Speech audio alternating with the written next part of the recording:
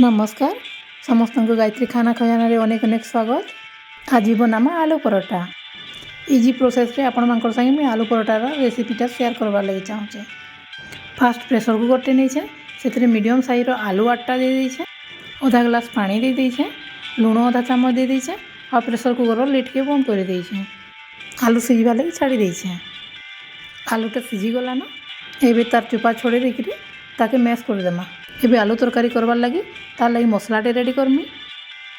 मसला लगी मैं गोटे प्याज 6-7 को लहसुन, आधा चामच जीरा, आधा चामच धनिया, खंडे अदा, 2टा सुखा मिर्चा आ गोटे तेजपत्र नहीं सबके मैं ग्राइंडिंग करके गोटे स्मूथ पेस्ट बने देछे। एबे कढ़ईटे बसई देछे। कढ़ई गरम होला परे तेल 5 चम्मच दे देछे। बाटिकी रखिथिबा मसला के दे देछे। हल्दी गोटे चामच देछे। स्वाद अनुसार लुण देछे। काश्मीरी कलर मिर्चा गोटे चामच देछे। राग मिर्चा गोटे चामच देछे। सबके भलसे घाटी देछे। मसला के भी 5 मिनट भाजी देमा।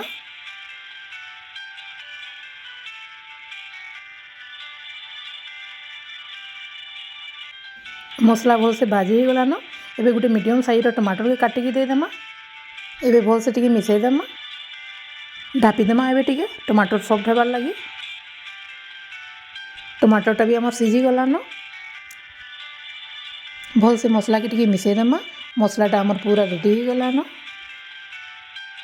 एबे आलू के दे देमा मसला ऊपर। आलू और मसला के पूरा भलसे मिसई देमा।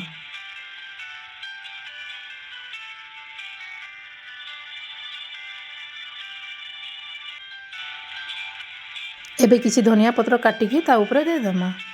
आलू मसला तो रेडी हो गलान एबे अटा चटकीमा परोटा लगी।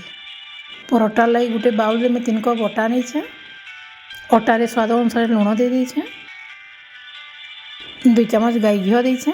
घी देले परोटा सॉफ्ट हेसी। एबे सबके मिसई देमा। टिके टिके पानी देकरी अटा के मैं चटकी देछे इनो।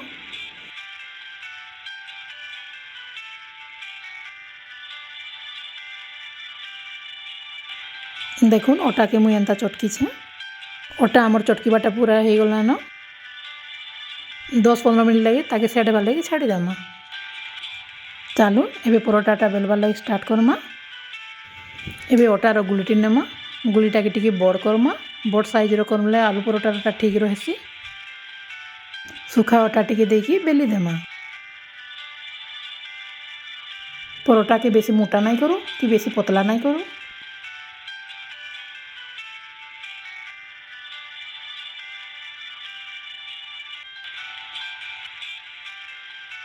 परोटा के पूरा गोल नहीं करो। गोटे साइड रो लंबा रखमा। देखुन एंता बेलमा गोटे साइड रो लंबा कले आमको आलू तरकारी भरवाटा इजी रहसी। केते इजी प्रोसेस रे आलू परोटा होचे देखुन। परोटार गोटे भाग रे आलू तरकारी के एंता पातिया साहाय्य रे देई देमा।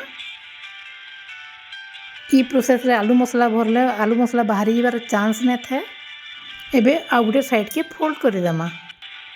ए परोटा के सब आडू टिके प्रेस कर देमा।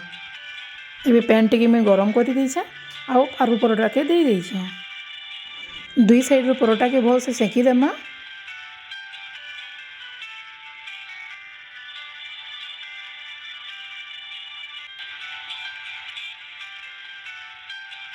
तापरे 2 साइड रे घी लगे देमा।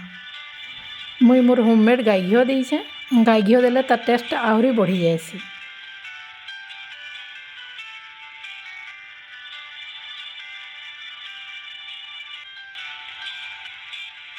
देखुन आमर आलू परोटा पूरा रेडी हो गलान। आलू परोटा के लुणी आचार किंबा मीठा दही संगे खाइले बहुत भल लागसी। ये आंबो आचार भी मैं घरे बनैछे। आलू परोटा रेसिपीटा केनता लागला जे कमेंट करके कहबे। मोर एंता वीडियो देखवाले जदि चाहुछन मोर चैनल के लाइक करूँ, कमेंट करूँ, सब्सक्राइब करूँ। फिर गोटे वीडियो नेकरी मैं आसमी। रोहुचे बाय।